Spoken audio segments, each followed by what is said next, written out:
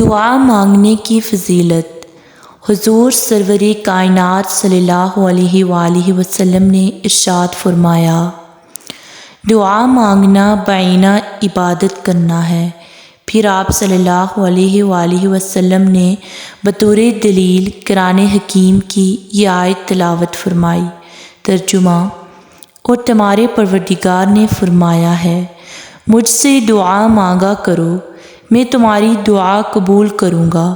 بے شک جو لوگ میری عبادت سے سرتابی کرتے ہیں وہ ضرور جہنم میں داخل ہوں گے، ذلیل و خوار ہو کر۔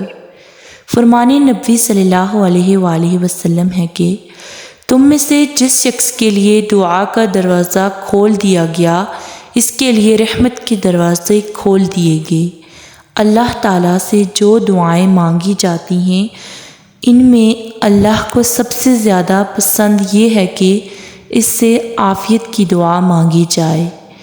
دعا کے سوا کوئی چیز قضا کو رد نہیں کر سکتی، اور نیکی کے سوا کوئی چیز عمر کو نہیں بڑھا سکتی۔ قضاء و قدر سے بچنے کی کوئی تدبیر فائدہ نہیں دیتی۔ ہاں، اللہ سے دعا مانگنا اس آفت اور مصیبت میں بھی نفع پہنچاتا ہے جو نازل ہو چکی، اور اس مصیبت میں بھی جو ابھی تک نازل نہیں ہوئی۔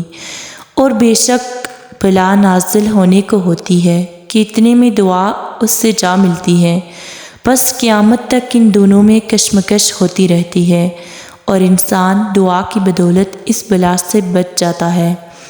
ارشاد نبی صلی اللہ علیہ وآلہ وسلم ہے کہ اللہ تعالیٰ کے ہاں دعا سے زیادہ اور کسی چیز کی وقت نہیں۔ حدیث مبارکہ ہے کہ رسول صلی اللہ علیہ وآلہ وسلم نے صحابہ سے خطاب کر کے فرمایا، تم اللہ سے دعا مانگنے میں کوتاہی نہ کرو، اس لیے کہ دعا کی صورت میں ہرگز کوئی شخص ہلاک نہ ہوگا۔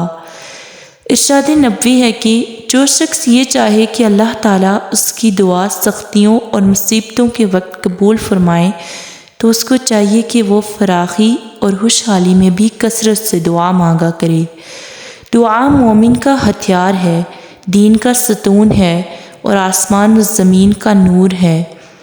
ارشاد نبوی ہے کہ جو بھی مسلمان کسی چیز کے مانگنے کے لیے اللہ تعالیٰ کی جانب اپنا منہ اٹھاتا ہے اور مانگتا ہے، اللہ تعالیٰ اس کو وہ چیز ضرور عطا کرتا ہے، یا وہی چیز اس کو فوراً دے دیتے ہیں، یا اس کے لیے دنیا یا آخرت میں اس کو ذخیرہ کر دیتے ہیں۔